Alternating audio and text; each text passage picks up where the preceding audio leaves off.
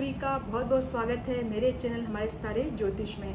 मैं डॉक्टर कौशल्या भार आज आपके लिए कुछ विशेष लेकर आई हूँ। आज का हमारा विषय है राहु, कि राहु किस प्रकार हमारे जीवन को प्रभावित करता है, किस तरह हमारी कुंडली में उनका विशेष प्रभाव होता है। वैसे तो हम सभी जानते हैं कि राहु के विषय में कि स्वरभानु नाम के असुर थे, जिनका सर कटने से सुदर्शन चक्र के माध्यम से, श्री विष्णु के सुदर्शन चक्र से उनका सिर जब अलग होता है तो इनका निर्माण होता है। तो इनकी एक कथा है कि इन्होंने जब अमृत पान किया स्वरभानु नाम के असुर ने, तो चंद्र और सूर्य देव ने इनकी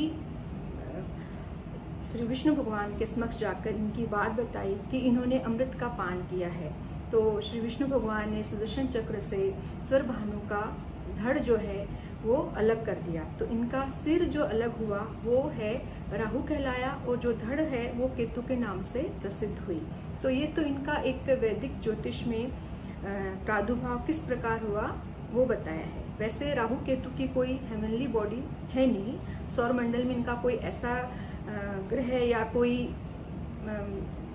ठोस सबूत नहीं मिलते हैं राहु केतु के, लेकिन ये है, इनका प्रभाव होता है। तो हमें इन्हें अलग तरीके से हम समझ सकते हैं कि राहु केतु का निर्माण कैसे होता है।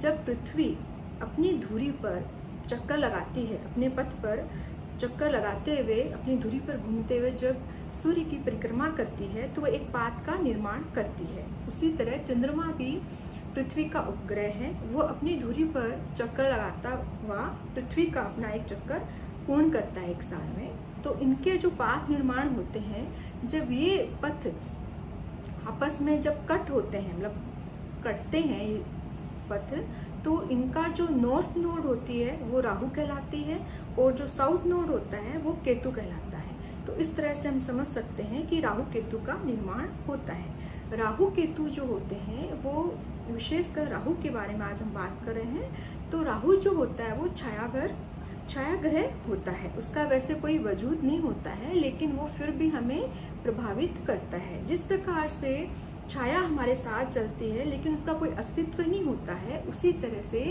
राहु का भी कोई अस्तित्व नहीं होता है, लेकिन वह पूरी तरह से हमारी कुंडली को या हमारे जीवन को पूरी तरह से वह प्रभावित करता है। आज हम इसी विषय में जानकारी प्राप्त करेंगे कि राहु हमारी कुंडली के 12 भावों को किस प्रकार प्रभावित कर रहा है। तो राहु की जब बात चलती है तो इनका निर्माण जो है या प्रादुर्भाव जो हुआ है वो छल के माध्यम से हुआ है।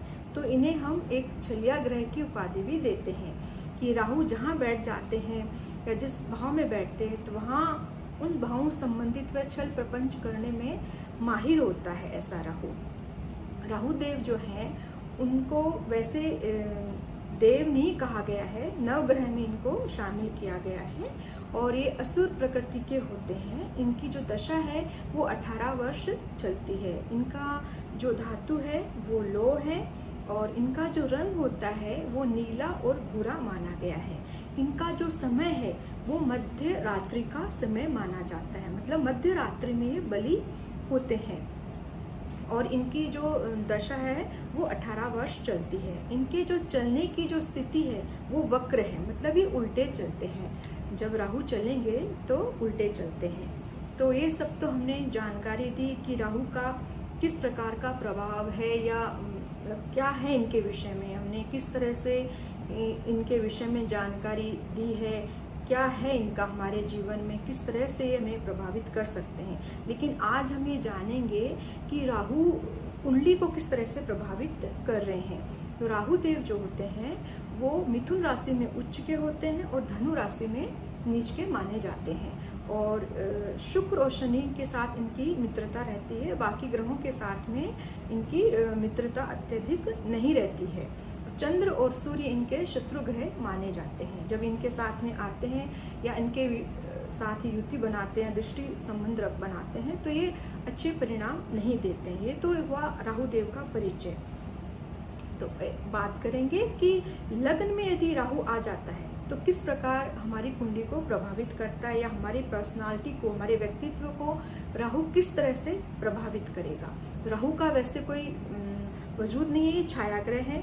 और राहु जो होते हैं एक धुएं के समान होते हैं, क्योंकि जब सुदर्शन चक्र से स्वर भानु असुर का जब सर अलग हुआ धड़ से, तो मस्तिष्क जो था वो राहु के हिस्से में आ गया और धड़ जो केतु के पास रह गई। तो राहु के पास मस्तिष्क बहुत होता है, मतलब इतना दिमाग होता है कि इनको ये पता रहता है कि हमें किस तरह से क्या कार्य करना है, अच्छे मतलब तिकड़म लगाना, कहाँ से पैसे हमें चाहिए, किस तरह से हम पैसे कमा सकते हैं, ये सब राहु के अंतर्गत आता है। राहु एक धुआं है जो ऊपर की तरफ उठता है। राहु कल्पनाओं में जीना पसंद अधिक करते हैं, राहु देव जो होते हैं वो। और राहु जो होता है वो एडिक्शन का भी कारक होता है। राहु देव की जो वास होता है या स्थिति होती है, इनके अंतर्गत क्या क्या क्षेत्र आते हैं, जो नशे हैं, जो एडिक्शन है, वो राहु देव के अंदर आते हैं। जुआ, सट्टा, लॉटरी और लकड़ी संबंधित जो व्यवसाय होते हैं, इन सब जगहों में राहु वास करते हैं। या ये समझ लीजिए कि ये जो व्यवसाय होते हैं वो राहु के अंतर्गत ही आते हैं। इन जो पब्स होते हैं जहाँ पर नशा किया जाता है, जहाँ पर शराब परोसी जाती है, या पब्स हाउस जो होते हैं, यहाँ पर राहु का वास रहता है। मतलब जो भी 2 नंबर के काम होंगे, जो झूठ, जालसाजी, ये सारे कार्य जो होते हैं, ये सब राहु देव के अंतर्गत में आते हैं। तो करीब करीब हमने समझ तो लिया कि राहु किस प्रकृति के होते हैं, पर अब हम जानेंगे कि लग्न में राहु का क्या प्रभाव होता है। तो हम बात करेंगे लग्न की, कि लग्न में यदि अगर आपको एक बात और है कि अगर मेरा वीडियो आपको अच्छा लग रहा है तो आप इसे लाइक कीजिए, शेयर कीजिए और कमेंट्स करना बिल्कुल भी न भूलें, और सब्सक्राइब करना भी बिल्कुल न भूलें। अब बात करेंगे कि लग्न में, कि लग्न में अगर राहु देव आ जाते हैं तो राहु किस प्रकार का प्रभाव देंगे हमें। लग्न जो है ये मेष राशि है। यहाँ पर लग्न में काल पुरुष की कुंडली में मेष राशि होती है। यदि यहाँ राहु आ जाते हैं तो किस प्रकार का प्रभाव देंगे। जब लग्न में राहु आते हैं तो हमारे व्यक्तित्व में राहु का राज होता है और राहु के पास बहुत मस्तिष्क होता है। जब लग्न में राहु आएंगे तो जातक या ऐसा राहु जो है वो काफ़ी कुशाग्र बुद्धि का हमें बनाता है। मतलब बहुत ही अच्छी तेज तरार दिमाग होता है ऐसे जातक के पास में जिसके लग्न में राहु होते हैं। और राहु जो होते हैं वो मिथुन राशि में उच्च के होते हैं और कन्या इनकी स्वराशि होती है। राहु की जब भी हम बात करते हैं तो राहु का बलाबल देखना चाहिए, कौन से लग्न की बात हो रही है, किस राशि में है और किस नक्षत्र के हैं। इन सब का विचार करके हमें वो विषय पर या अपने परिणामों पर पहुंचना चाहिए, क्योंकि ये सब चीज़ें राहु की राशि, लग्न आदि बहुत अधिक महत्व रखते हैं।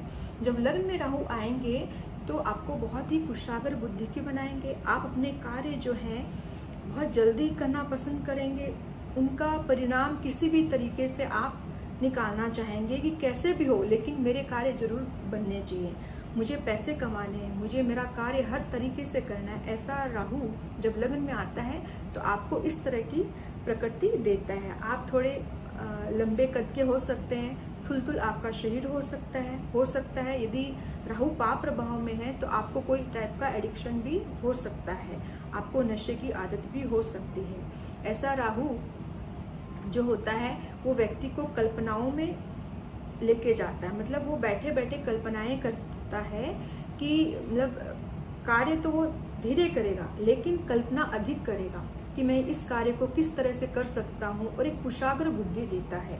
जो डिप्लोमेट्स होते हैं, जो रणनीतिकार होते हैं, जो देश विदेश से संबंधित नीतियाँ बनाते हैं, किसी देश को किस तरह से परास्त करना है, इस तरह के जो जातक होते हैं उनके कहीं ना कहीं लग्न में बहुत ही बलाबल ले करके राहु महाराज या राहु देव विराजमान रहते हैं। राहु को गुरु की समान दृष्टियाँ प्राप्त होती है, पंचम दृष्टि होती है उनकी, सप्तम होती है और नवम दृष्टि होती है।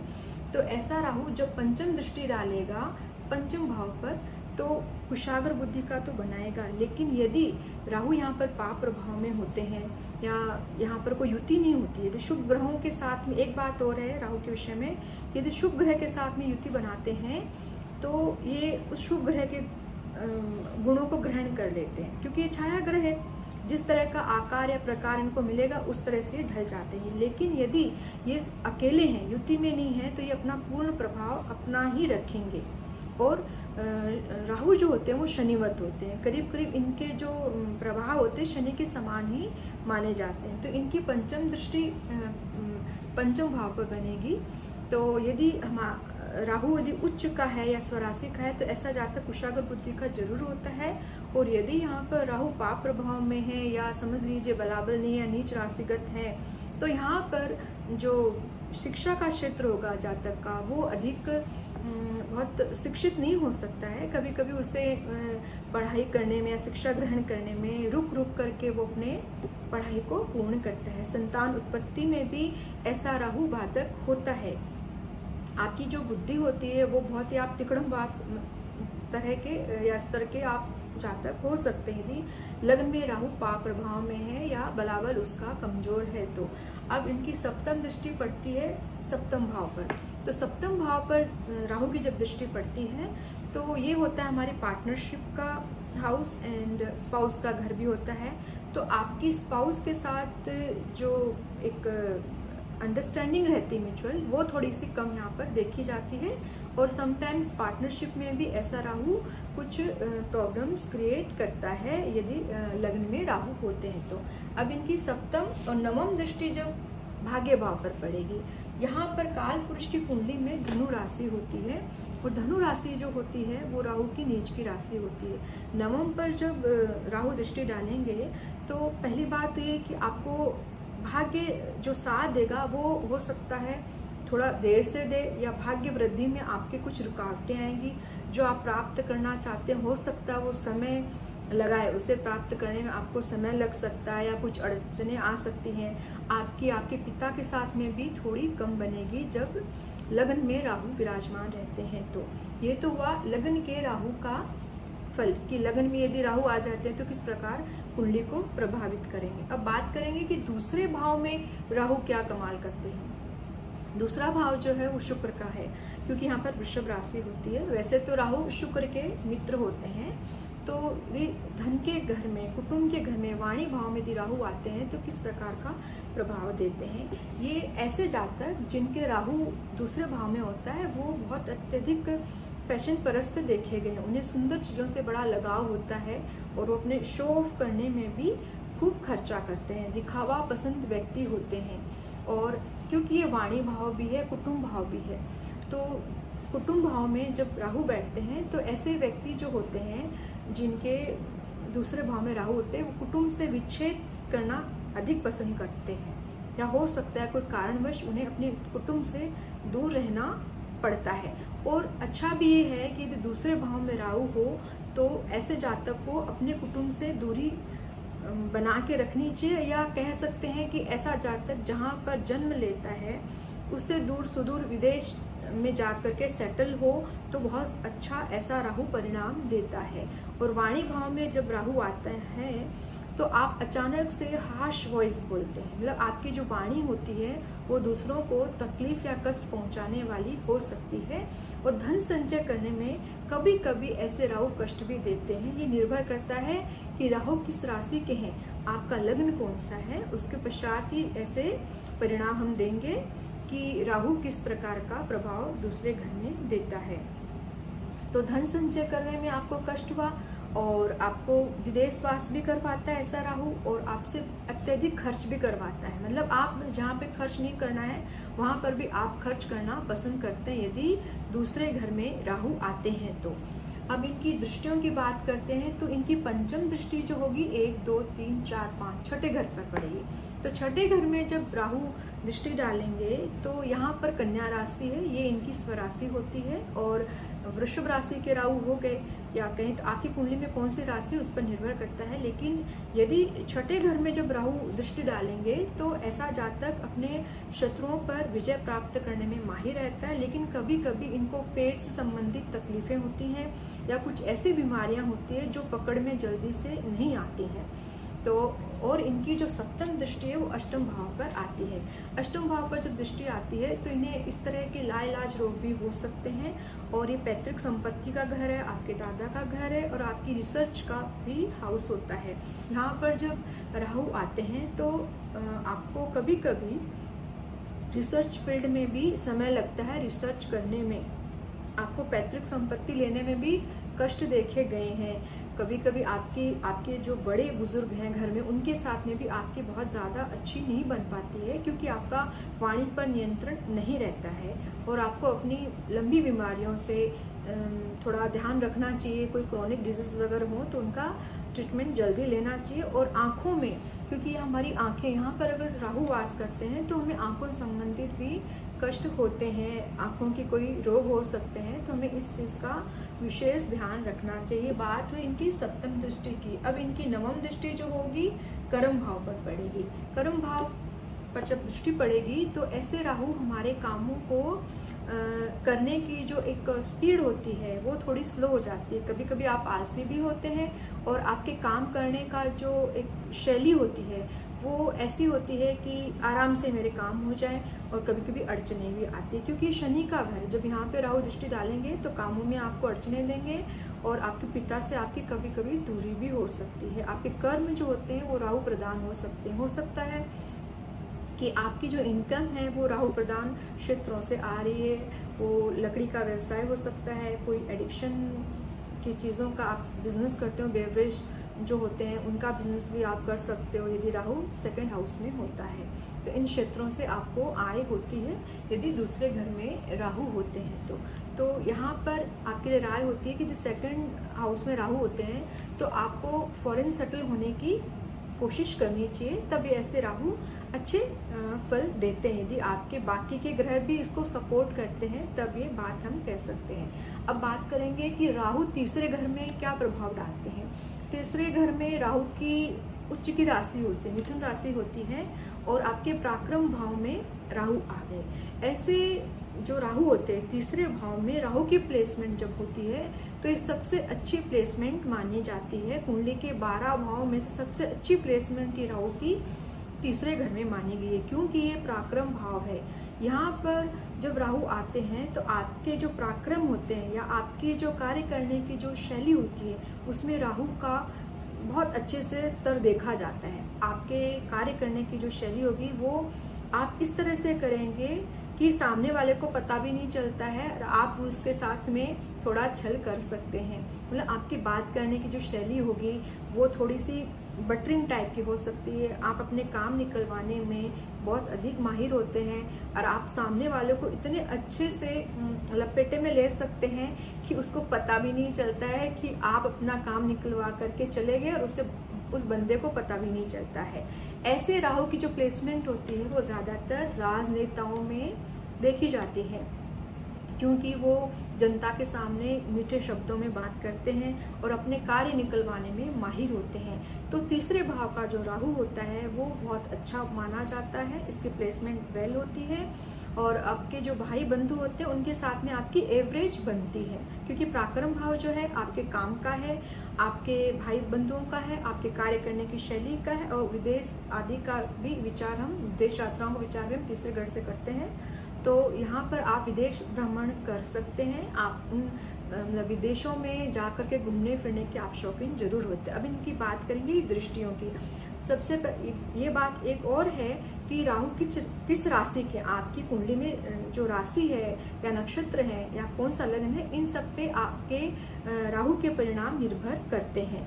ये सिर्फ जनरल प्रेडिक्शंस हैं जो हम आपको बता रहे हैं। अब बात करेंगे कि राहु की दृष्टियों की। अब पंचम जो इनकी दृष्टि होगी 1, 2, 3, 4, 5 सप्तम भाव पर। तो सप्तम भाव पर जब राहु दृष्टि डालते हैं तो शुरू में मतलब आपकी शादी के पश्चात आपको शुरू में स्पाउस के साथ बना के रखने में या बना के चलने में थोड़ी सी प्रॉब्लम आ सकती है, लेकिन आपके पास इतना मस्तिष्क होता है या आपका इतना अच्छा मतलब लेवल होता है माइंड का कि आप किसी न किसी तरीके से एडजस्ट कर लेते हैं अपने हस्बैंड के या वाइफ के साथ में। तो यहाँ पर इसकी दृष्टि ऐसा प्रभाव डालेगी। थोड़ा थोड़ा पार्टनरशिप में भी आपको कभी कभी कष्ट या तकलीफें आती है जब राहु देव तीसरे घर में विराजमान होते हैं। तो ये तो हुई इनकी पंचम दृष्टि की बात। अब इनकी सप्तम दृष्टि जो है यहाँ पर आएगी नवम भाव में। तो नवम भाव में यदि सप्तम दृष्टि आती है तो ऐसे राहु जो होते हैं वो आपको यदि इनकी दशा या अंतर्दशा चले मान लीजिए तो उसमें अचानक से आपको भाग्य का साथ मिलता है। कभी कभी ऐसा राहु आपके पिता से वियोग कराता है, पिता से आपकी दूरी भी हो सकती है, और किसी कारणवश आपके और आपके पिता के मतलब व्यवहार नहीं मिलते होंगे या विचारों में थोड़ी सी कमी या ज़्यादा देखी जाती है। ऐसा राहु कभी कभी पिता के स्वास्थ्य को भी खराब करने का सामर्थ्य रखता है। और यहाँ पर आप बहुत ज़्यादा धर्म को महत्व नहीं देते हैं। जब ज़रूरत पड़ी तब आप धर्म को मानेंगे या पूजा पाठ करेंगे, लेकिन यदि आपको ज़रूरत नहीं है तो आप विशेष इन क्षेत्रों में नहीं संबंध रखते हैं अपने। तो ये इनकी सप्तम दृष्टि का प्रभाव हुआ। अब इनकी नवम दृष्टि जो होती है 7, 8, 9 आय भाव पर पड़ती है। तो जब पराक्रम भाव में राहु हो गया तो आपके जो कार्य होंगे वो राहु प्रधान हो सकते हैं। हो सकता है कि आप बेवरेज का बिजनेस करते हो या किसी एडिक्शन जैसे कि तंबाकू या वाइन एंड ऑल, इन सब के बिजनेस से रिलेट करते हो, वहाँ से आपकी आय हो सकती है।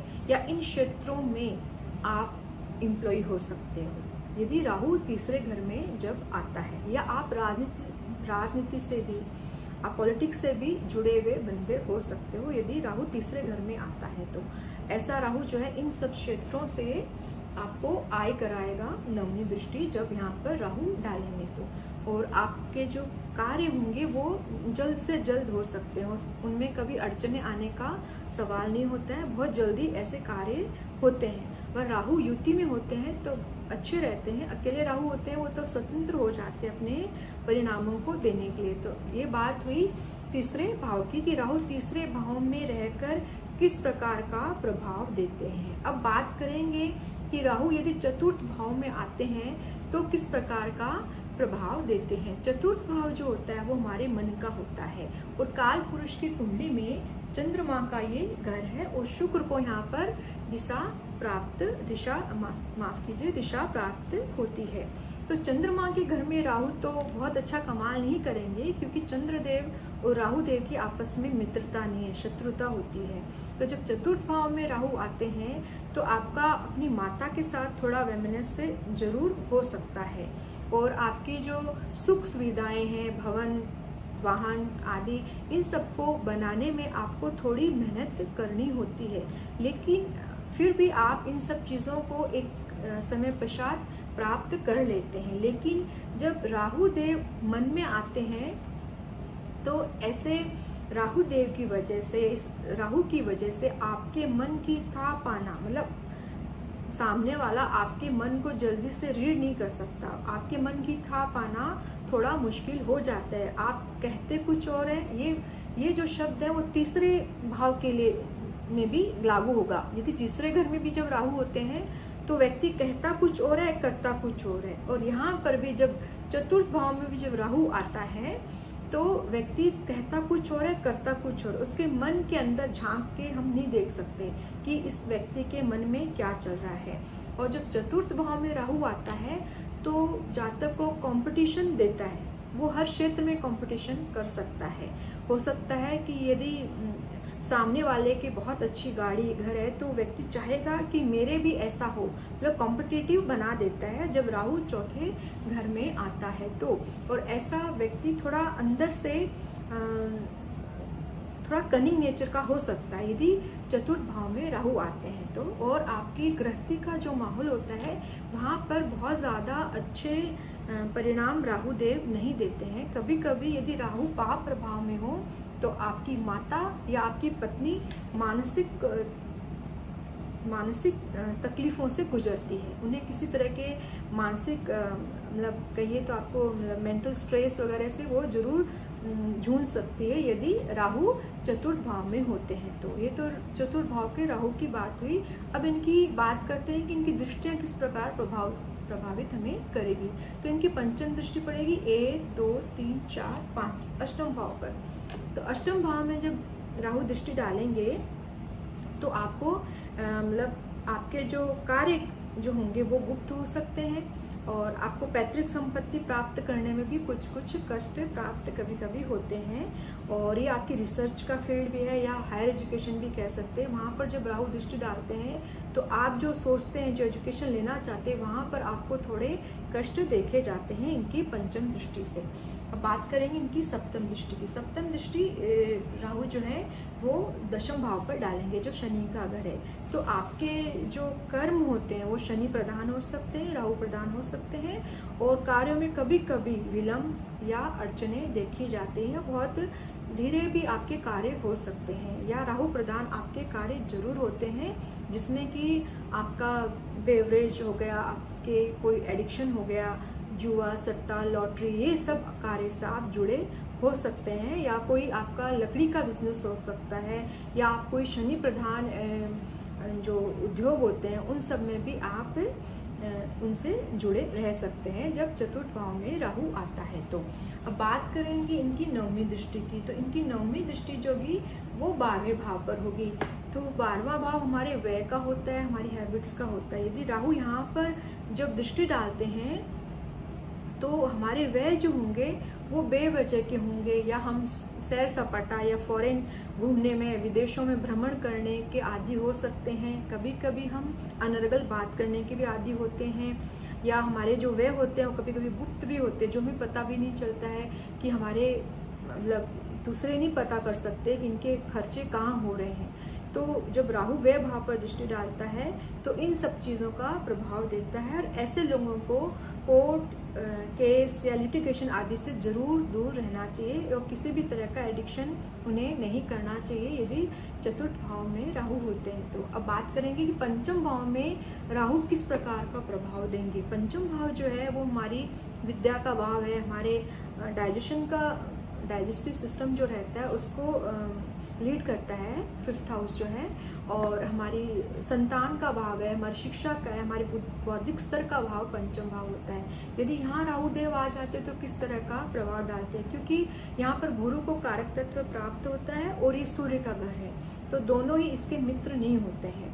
तो यहाँ पर राहु की स्थिति देखनी आवश्यक होती है कि राहु किस राशि के हैं, किस लगन की बात हो रही है, किस युति में है। यदि युति में है तो वो प्रभाव अपनी युति के अनुसार देंगे, जिस ग्रह के साथ वो युति बनाते हैं। यदि अकेले यहाँ राहु आ गए तो आपकी जो शिक्षा का जो स्तर है वो मिनिमम हो जाता है। आपकी बहुत यहाँ पर कोई शुभ ग्रह की यदि दृष्टि होती है तो अलग बात होती है, लेकिन यदि यहाँ पर शुभ ग्रह की दृष्टि नहीं हुई तो आप जो एजुकेशन लेना चाहते हैं वहाँ पर वो बाधा जरूर डालता है, वो आप एजुकेशन ले नहीं पाते हैं यदि यहाँ पर राहु होते हैं तो। और दूसरी चीज़ ये है कि आपका जो डाइजेशन है, जो पाचन शक्ति है, उसको भी ऐसा राहु जरूर प्रभावित करता है। वहाँ पर भी कुछ आपको तकलीफ़ें दे सकते हैं। आपके पाचन तंत्र को भी ऐसा राहु कभी कभी खराब करता है। आपकी संतान के साथ भी आपका अलगाव हो सकता है कि विचार नहीं मिलते हो, क्योंकि ये सूर्य का घर है। तो यहाँ पर जब राहु बैठेंगे तो हो सकता है कि आपको अपनी संतान के साथ मिला के चलने में आपको कष्ट आ रहे होंगे जरूर। इस तरह का प्रभाव राहु देता है। और जब इनकी दशा या अंतर्दशा आती है तो राहु आपको डिसीजन मेकिंग जो रहती है वो कभी भी अच्छी नहीं हो सकती। हो सकता है आप कोई निर्णय लें और वो निर्णय गलत हो जाए, उस निर्णय की वजह से आपको तकलीफ हो, अगर यदि पंचम भाव में अकेला राहु जब बैठता है। हाँ, यदि उच्च के होते हैं या स्वराशि के होते हैं तो इनके परिणाम कुछ अलग तरह के हो सकते हैं, भिन्न होंगे, वो अपने हिसाब से उस समय परिणाम देते हैं। अब बात करेंगे कि इनकी दृष्टियों की। यहाँ पर संतान उत्पत्ति में भी ऐसा राहु बाधा जरूर देता है जब पंचम में राहु आता है। यदि ये शुभ प्रभाव में नहीं हो या पाप प्रभाव में आ गए हो, कोई शुभ ग्रह की दृष्टि नहीं हो, तो यहाँ पर संतान उत्पत्ति में बाधा जरूर देखी जाती है। अब बात करेंगे इनकी दृष्टियों की। तो दृष्टि इनकी पंचम दृष्टि हो जाएगी 1, 2, 3, 4, 5 आपके भाग्य भाव पर, और यहाँ पर है गुरु की राशि और ये है सूर्य की राशि में। तो ऐसा राहु आपको, इनका जो पीरियड चलता है, इनकी दशा चलती है, तब ये बहुत ज़्यादा प्रभावित करते हैं। मतलब कि आपको अपना भाग्य बनाने के लिए बहुत तकलीफ़ें सहन करनी पड़ती है। आप अपने कार्य नहीं बना पाते हो, आप अपना भाग्य प्रबल नहीं कर पाते हो। यदि इनका दशा या इनकी अंतरदशा यदि चल रही है, इनका कोई पीरियड चल रहा है राहु का, तो ऐसे आपको तकलीफ होगी। और यहाँ पर यदि कोई शुभ ग्रह है या शुभ ग्रह की कोई दृष्टि है तो इनके प्रभावों में निम्नता आ जाती है, या कुछ आपको स्ट्रगल्स, अपना भाग्य बनाने में स्ट्रगल थोड़ी कम करनी पड़ती है। आपके पिता से भी आपका वियोग हो सकता है कि आपके पिता हैं नहीं, यदि हैं तो वो आपको ज़्यादा सपोर्ट नहीं कर पा रहे हैं, किसी तरह से आपकी मदद नहीं कर पा रहे हैं यदि पंचम का राहु होता है तो।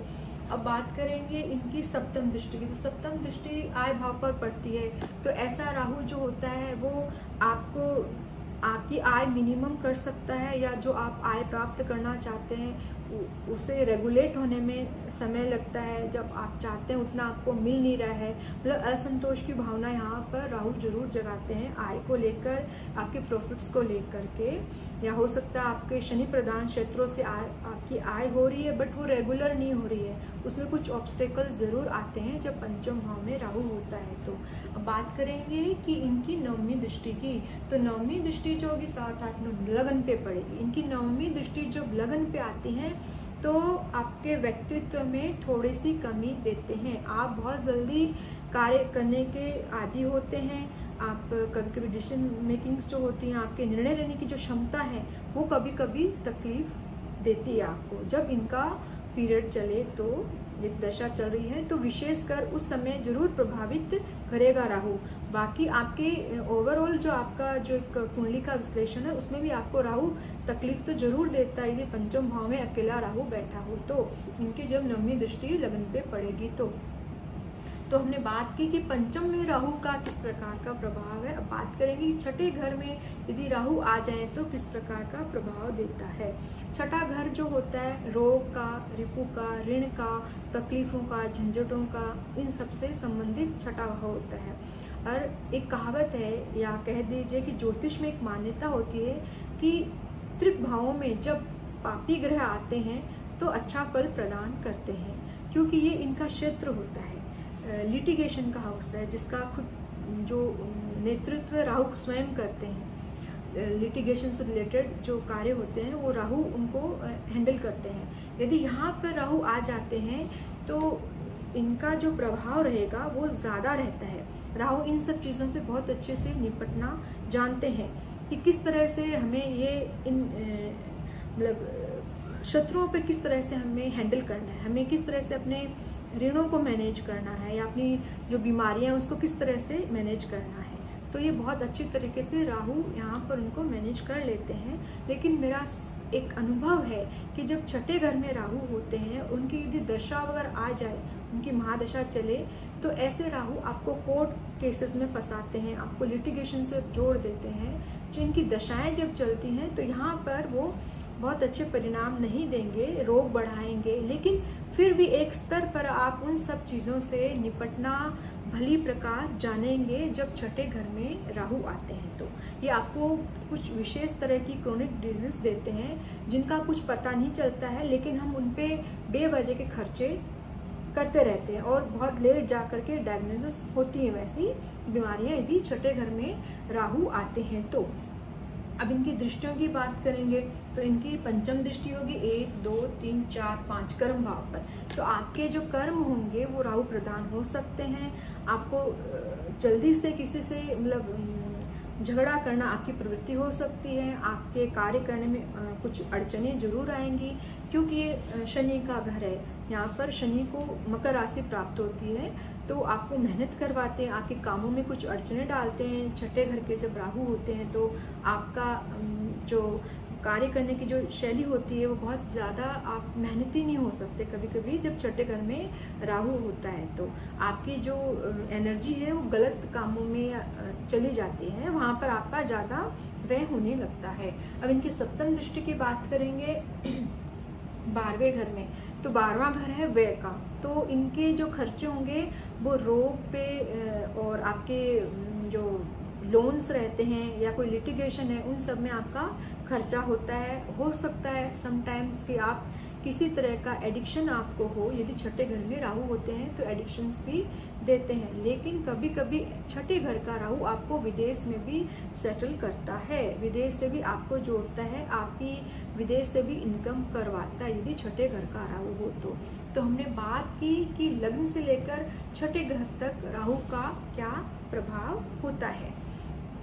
एक बात है कि यदि आप राहु से पीड़ित हैं या राहु का पीरियड चल रहा है या उसकी महादशा चल रही है जो आपके फेवर में नहीं है, तो सबसे अच्छी बात तो ये है कि आप रोज़ सरस्वती चालीसा का पाठ कीजिए नियमित रूप से, और आप जौ के आटे की गोलियां बनाइए और अपने सिर के ऊपर से एंटी क्लॉकवाइज मतलब उल्टा 18 बार वार करके तालाब में डालिए जहाँ पर मछलियाँ होती हैं, और फिर राहु के परिणाम देखिए, आपको जरूर इनमें इनकी तकलीफ़ों से मुक्ति मिलेगी। ये तो हो गया राहु का उपाय। यदि राहु का पीरियड चल रहा है, वो फेवर में नहीं है हमारे, तो हमने उपाय आपको बताया है। और राहु जो होते हैं वक्री होते हैं, उल्टे चलते हैं, तो इनका जो भी हम उपाय करते हैं वो उल्टे वारने ही चाहिए, तब वो सही फल देते हैं। तो हमने आज जाना कि लग्न से लेकर छठे भाव तक राहु का क्या प्रभाव होगा और सप्तम से लेकर 12वें भाव तक राहु का क्या प्रभाव है। जैसा कि हमने पहले आपको बताया कि राहु एक छाया ग्रह है। ये यदि युति में नहीं होते हैं तो ये स्वतंत्र रूप से अपने परिणाम देते हैं, और यदि युति में आ जाते हैं तो युति में जो ग्रह होते हैं उनके अनुसार ये अपने परिणाम देते हैं, क्योंकि ये छाया ग्रह है। वैसे इनका कोई एक अलग से वजूद नहीं होता है, कोई ऐसा अस्तित्व नहीं होता है, फिर भी हमारी कुंडली को या हमारे जीवन को विशेष रूप से प्रभावित करते हैं। तो आशा करती हूँ कि आपको मेरी ये जानकारी अच्छी लग रही होगी। यदि आपको मेरी जानकारी, मेरा वीडियो अच्छा लगे तो इसे लाइक कीजिए, शेयर कीजिए और कमेंट्स करना बिल्कुल भी ना भूलें। और हम समय को नष्ट नहीं करेंगे और बात करेंगे कि सप्तम भाव में राहु का क्या प्रभाव है। सप्तम भाव में तुला राशि होती है, तो सप्तम भाव में जब राहु आते हैं तो वो अपने मित्र के घर में होते हैं। लेकिन ज्योतिषियों के जो मनीषी हैं या जो ऋषि मुनि हैं, जो मनीषी हैं जिन्होंने ज्योतिष का निर्माण किया है, जिनके माध्यम से ज्योतिष का प्रादुर्भाव हुआ है, उनके अनुसार सप्तम भाव में राहु को बहुत अच्छी स्थिति राहु की नहीं होती। राहु की प्लेसमेंट जो सप्तम भाव में होती है तो हम बहुत अच्छा नहीं मानते हैं, क्योंकि राहु एक विच्छेदात्मक ग्रह है। क्योंकि राहु का जब निर्माण हुआ था तो विच्छेद हुआ था, एक शरीर का धड़ का सिर से अलग हुआ था। तो राहु की जो प्रकृति होती है, जो उसका एक नेचर है, वो सेपरेशन है। तो सप्तम भाव जो होता है वो हमारी साझेदारी का होता है, वो हमारी स्पाउस का होता है, वो हमारे रोमांस का होता है। यदि यहाँ पर विच्छेदात्मक ग्रह जब आ जाता है तो परिणाम ऑब्वियसली बहुत अच्छे नहीं होंगे। इसलिए सप्तम भाव में जब राहु आते हैं तो ज़्यादा अच्छे परिणाम कभी भी नहीं देते हैं। हाँ, ये निर्भर करता है कि राहु उच्च राशि के हैं या स्वराशि के हैं, या कोई शुभ ग्रह से दृष्ट है या शुभ ग्रह की युति में है, तो ये अपने परिणाम मतलब ठीक एवरेज दे देंगे, कोई ऐसी समस्या बड़ी नहीं क्रिएट कर पाते हैं। लेकिन यदि यहाँ पर अकेले राहु आ गए हैं, यदि वो नीच राशि के हो गए या पाप प्रभाव में आ गए या किसी और पापी ग्रह से दृष्ट हो गए, क्योंकि स्वयं राहु भी एक पापी ग्रह ही होता है, जैसे कि शनि, मंगल, सूर्य, इन सब की पाप ग्रहों में गिनती होती है, वैसे राहु भी बहुत अत्यधिक पापी ग्रह माना जाता है। यदि ये सप्तम भाव में आ जाता है तो हमारी मैरिड लाइफ के लिए बहुत अच्छा ग्रह नहीं माना जाता है। पति पत्नी में अक्सर लड़ाई झगड़े हो सकते हैं और कभी कभी सेपरेशन तक भी नौबत आती है, तलाक तक भी बात पहुंचती है यदि सप्तम भाव में राहु हो। और सप्तमेश की दृष्टि भी यदि, क्षमा कीजिए, सप्तमेश की स्थिति भी यदि अच्छी नहीं हो कुंडली में, नवमान चार्ट में भी कहीं ना कहीं मतलब सप्तम भाव जो है वीक हो रहा है, कमजोर हो रहा है, तो यहाँ पर ऐसा राहु जो है बहुत अधिक नेगेटिव इफेक्ट्स डालते हैं। ऐसे राहु जब सप्तम भाव में होते हैं तो, और यदि युति में होते हैं, शुभ ग्रहों की युति में होते हैं, तो इनके जो परिणाम होंगे वो निम्न हो जाते हैं, वो बैलेंस हो जाते हैं।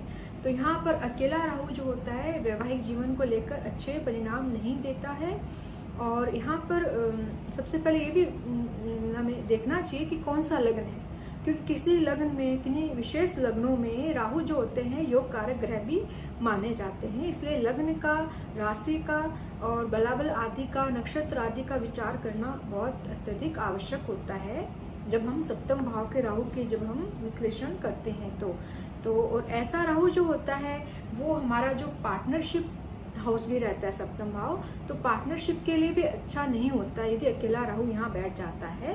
तो ऐसे राहु वैवाहिक जीवन को लेकर थोड़े कड़वे अनुभव देते हैं और किसी न किसी कारणवश, यदि बाकी हमारी मैरिड लाइफ अच्छी चल भी रही है, यदि यहाँ पर शुभ प्रभाव में राहु नहीं हो तो किसी न किसी कारणवश से पति पत्नी दूर हो रहते हैं।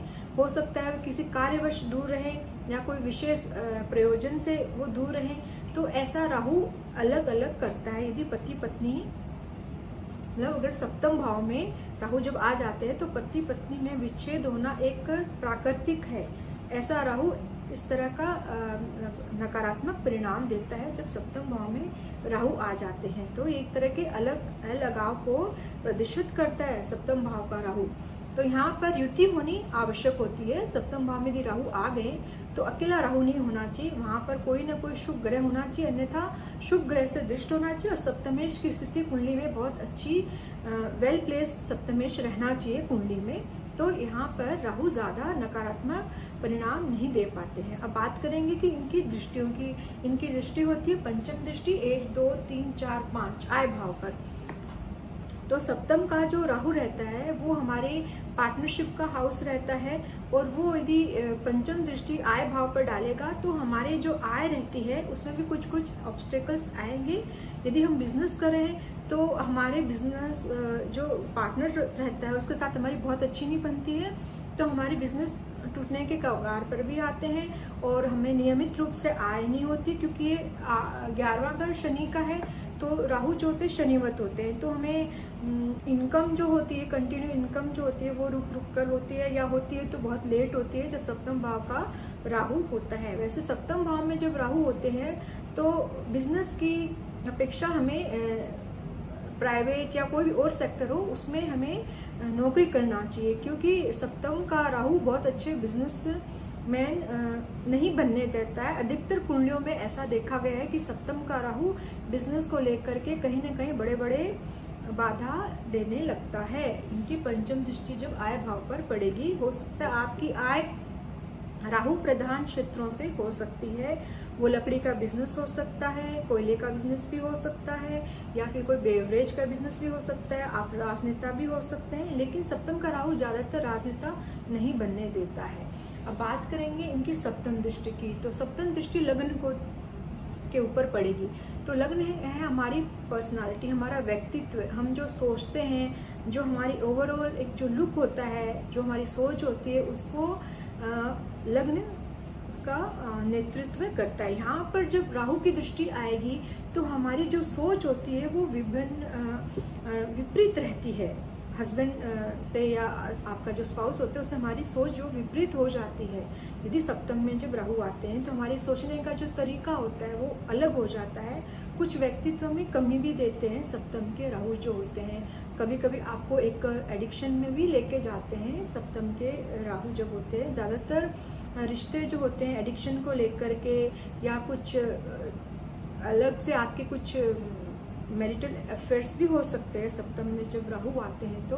तो कुछ कुल मिलाकर ये आपके पर्सनालिटी को के ऊपर एक नेगेटिव इफेक्ट डालते हैं सप्तम के राहु जब होते हैं। तो इस यदि युति में हो तो थोड़े से प्रभाव आपके अलग आएंगे, इतने ज़्यादा बुरे परिणाम नहीं आएंगे। लेकिन अकेला राहु यदि सप्तम भाव में हो तो कुछ नेगेटिव इफेक्ट्स आपकी पर्सनालिटी को भी देते हैं और आपकी मैरिड लाइफ को भी जरूर देते हैं। अब इनकी नवमी दृष्टि की बात करेंगे हम। 7, 8, 9 पराक्रम। तो जो आपका काम करने का जो तरीका है वो राहु प्रदान हो जाता है। आपके भाई बहनों के साथ में हो सकता है आपकी बहुत ज़्यादा अच्छी नहीं बने, हो सकता है आपकी मैरिड लाइफ में भी उनका कुछ इंटरफेयर हो, उसकी वजह से भी आपका उनके साथ में बहुत ज़्यादा अच्छा नहीं बने, या आपके राहु प्रदान कार्य हो सकते हैं। गुप्त कार्य करने में आप माहिर हो सकते हैं। गुप्त रूप से कुछ छुपी हुई चीज़ें होती हैं जो आप करते हैं, जो हो सकता है आपकी स्पाउस को अच्छी नहीं लगे, ये वजह भी होती है सप्तम के राहु का विच्छेद कराने में, इस तरह की आदतें भी शामिल होती हैं।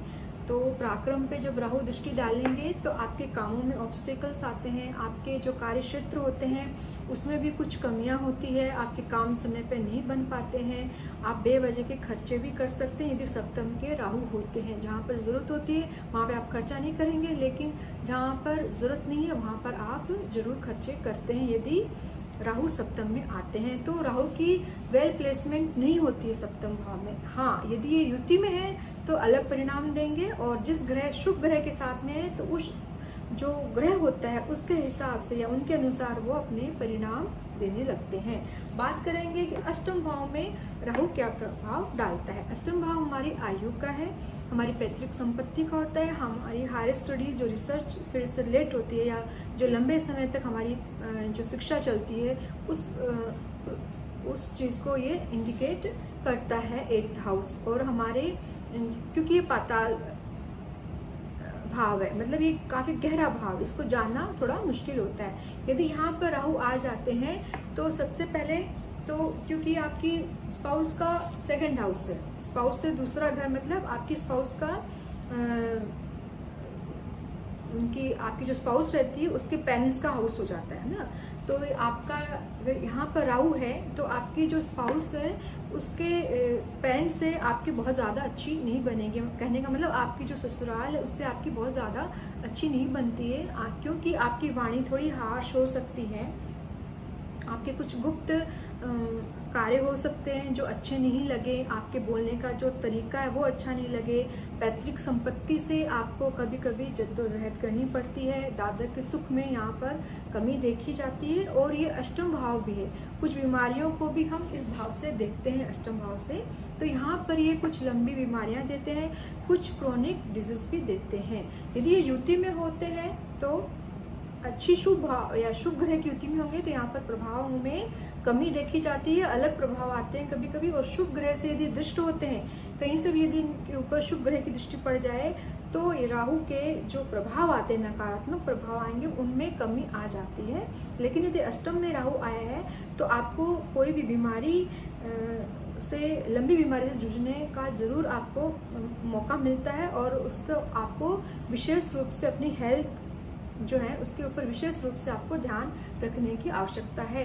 अब इसकी दृष्टियों की हम बात करेंगे। आपको जैसे हायर स्टडीज़ है उसमें भी आपको ऐसा राहु प्रॉब्लम थोड़ी करता है, मतलब जल्दी से जल्दी आपकी पढ़ाई को पूर्ण नहीं होने देता है, कभी कभी ऐसा भी देखा जाता है। बात करेंगे कि दृष्टियों की, यदि इसकी पंचम दृष्टि की बात करें तो 1, 2, 3, 4, 5 12वें घर पर, तो अष्टम का राहु कभी कभी हमें व्यय से जोड़ता है, जो अनर्गल होते हैं, जिन्हें करने का कोई मतलब नहीं होता है, फिर हम उन व्ययों को करते रहते हैं।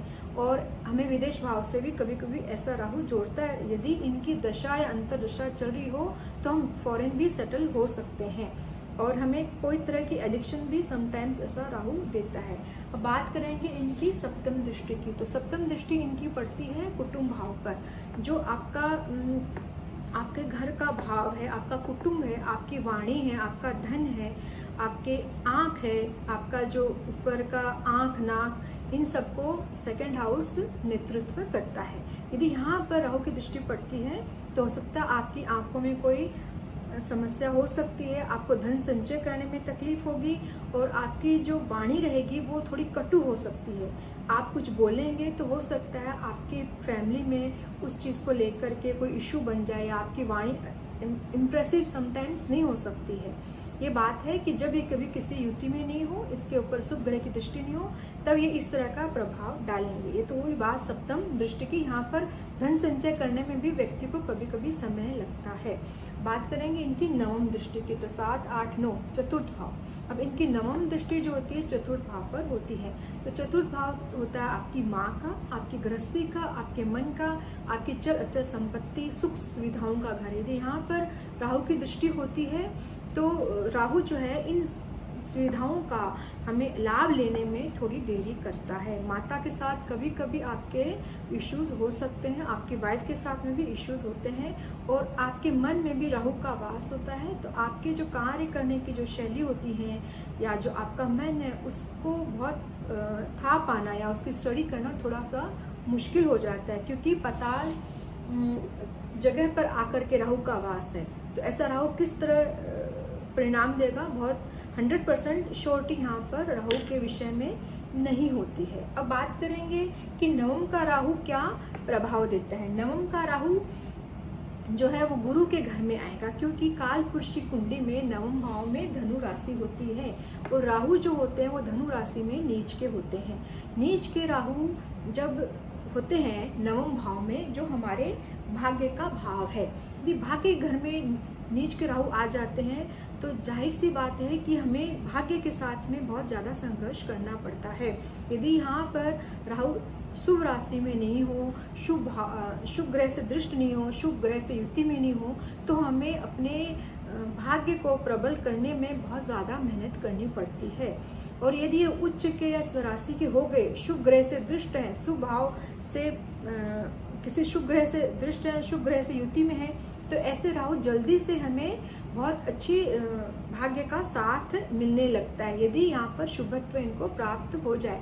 अन्यथा ऐसे राहु आपको लाइफ में स्ट्रगल कराते हैं। आपको जो मिलना चाहिए या आप जिसके काबिल हैं उसको लेने में आपको समय यहाँ पर लग सकता है। आपके पिता के साथ आपकी ज़्यादा नहीं बनेगी, आप उनको फॉलो करने वाले नहीं रहेंगे, आप धर्म का भी बहुत ज़्यादा पालन करने वाले नहीं रह सकते जब नवम में राहु आते हैं। तो अब इनकी बात करेंगे दृष्टियों की, तो इनकी पंचम दृष्टि होगी 1, 2, 3, 4, 5 लगन पर, क्योंकि लगन पर जब नीच का राहु दृष्टि डालेगा तो आपका व्यक्तित्व भी बहुत अलग तरह का होगा। हर कोई व्यक्ति आपको जान नहीं सकता, आपकी अलग अलग प्रकृति होती है, आप किसी को भी मतलब अपनी बातों में फंसा सकते हैं।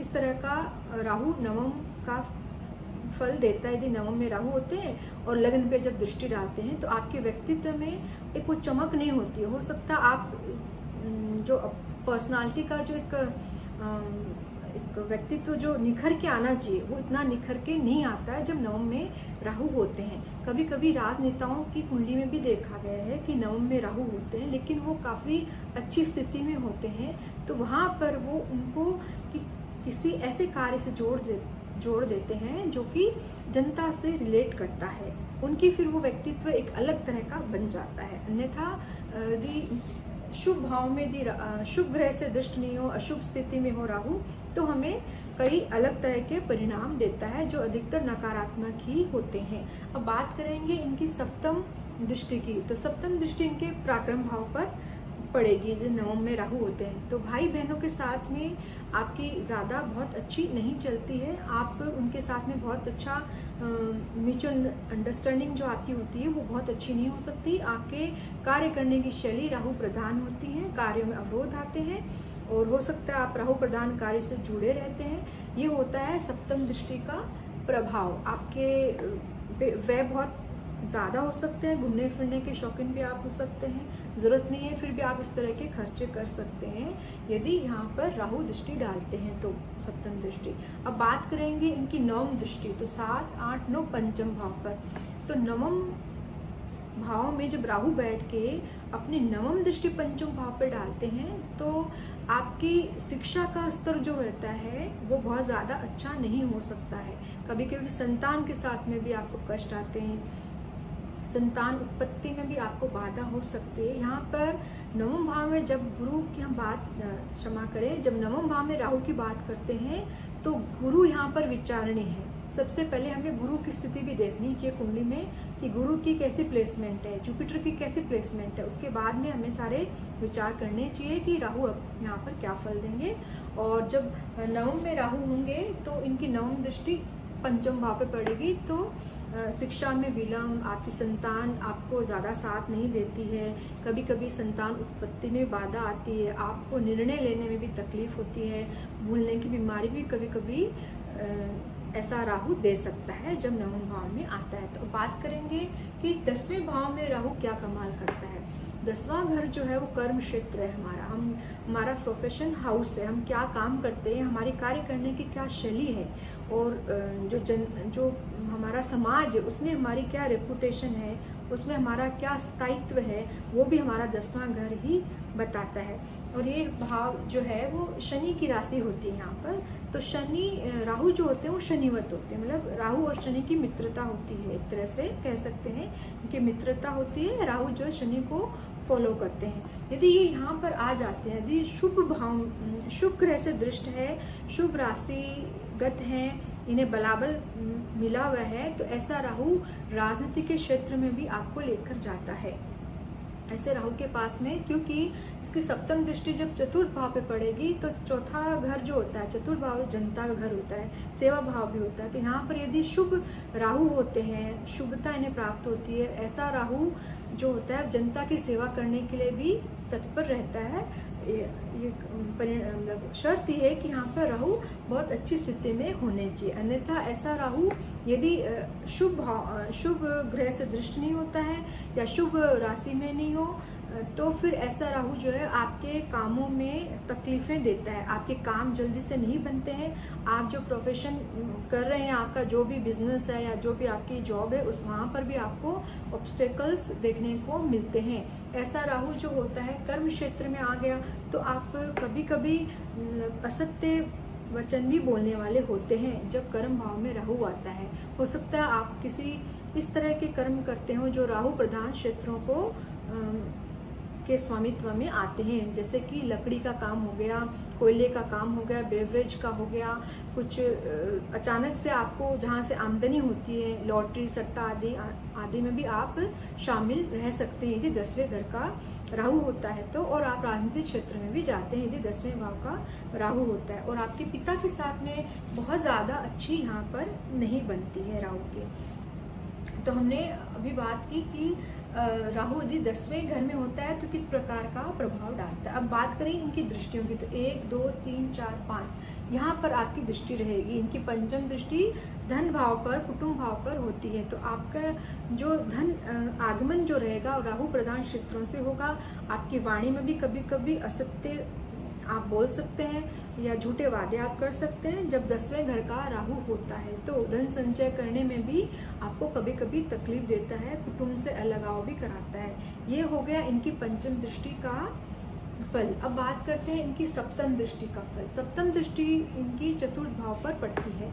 तो चतुर्थ भाव जो है आपकी माँ का, घर गृहस्थी आदि का हो गया। तो यहाँ पर थोड़ा वहाँ से आपको वैमनस्य प्राप्त होता है और आपका जो कार्य करने की शैली वो राहु प्रदान हो गई। तो आपकी जो सुख सुविधाएं होती हैं वो राहु क्षेत्रों से आय प्राप्त करके फिर आपके सुख सुविधाएं बढ़ती हैं। वहाँ पर हो सकता है कभी कभी स्थायित्व भी नहीं रहे उन सुख सुविधाओं का, कभी आज है कल नहीं है। ऐसी सुख सुविधाएं भी राहु प्रदान आपको करता है।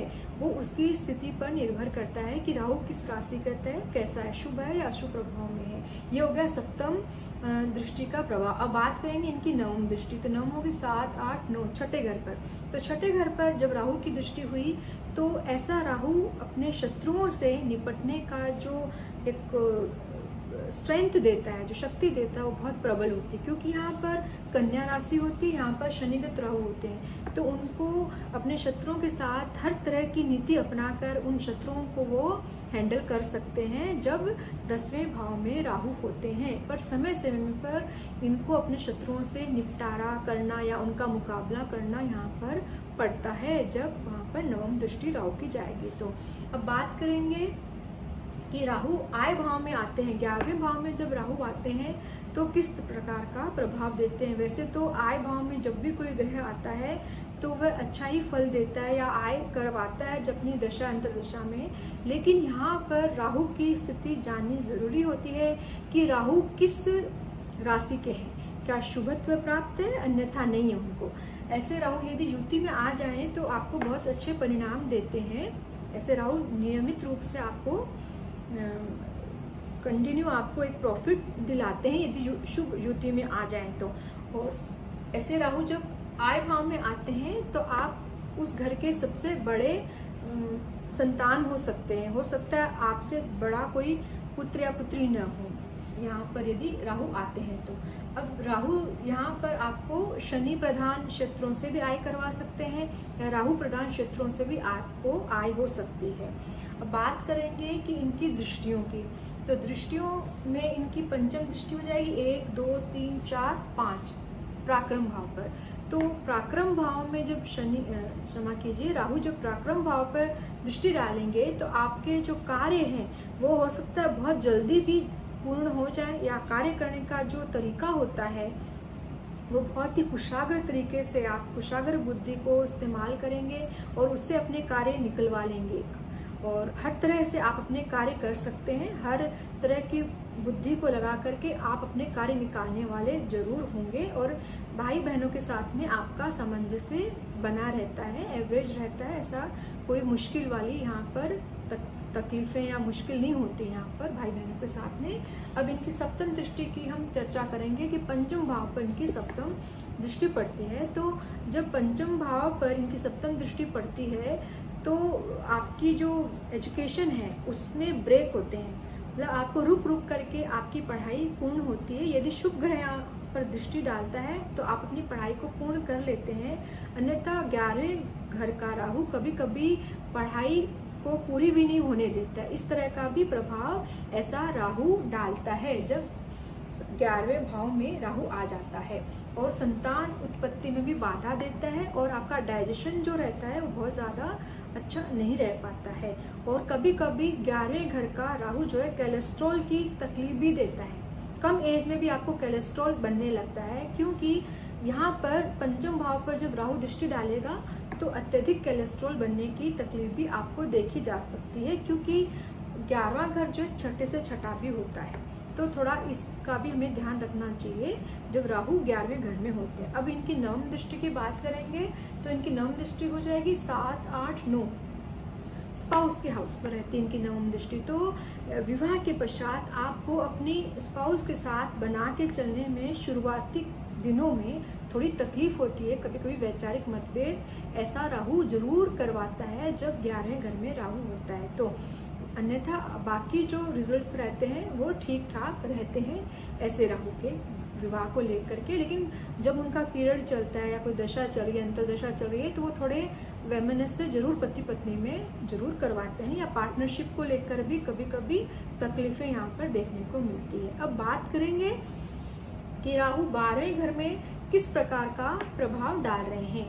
12वां घर है हमारे व्यय का, हमारी हैबिट्स का, और फॉरेन सेटल होने का भाव भी मतलब 12वां भाव ही होता है। यदि यहाँ पर राहु आते हैं तो किस प्रकार का प्रभाव डालते हैं, ये हमारी हैबिट्स का हाउस भी है।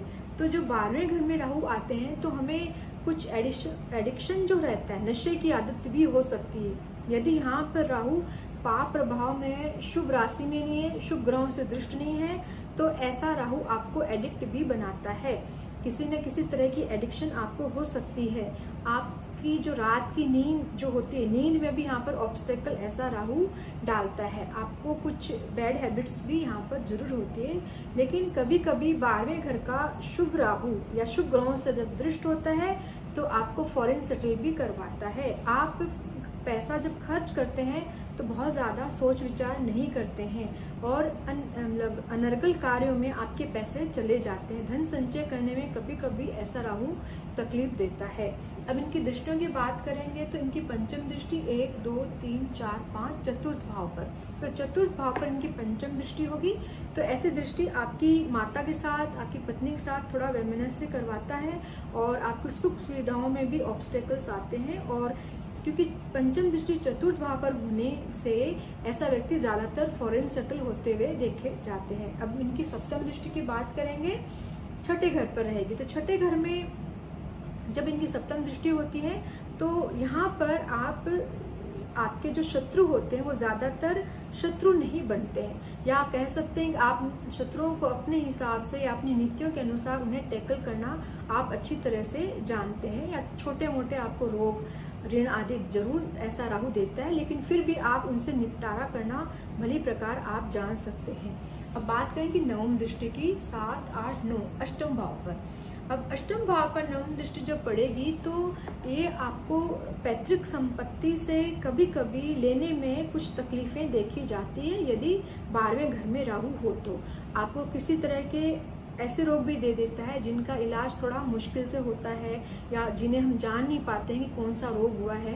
तो ऐसा 12वें घर का राहु ऐसी तकलीफें भी हमें जरूर देता है। और कभी कभी हमें दादा का सुख भी जीवन में ऐसा राहु नहीं देता है। अन्यथा 12वें घर का राहु ठीक है, लेकिन ये पाप प्रभाव आदि में नहीं होना चाहिए, नहीं तो हमें किसी तरह के नशे की आदत हो सकती है और हम एक बहुत अच्छे वेल बिहेव्ड समटाइम्स नहीं होते हैं अगर 12वें घर में राहु हो तो आशा करती हूँ कि आपको मेरी ये जानकारी अच्छी लगी होगी। यदि आपको मेरी जानकारी अच्छी लगी है तो आप मेरे चैनल को सब्सक्राइब करना बिल्कुल भी न भूलें। और तब तक के लिए नमस्कार।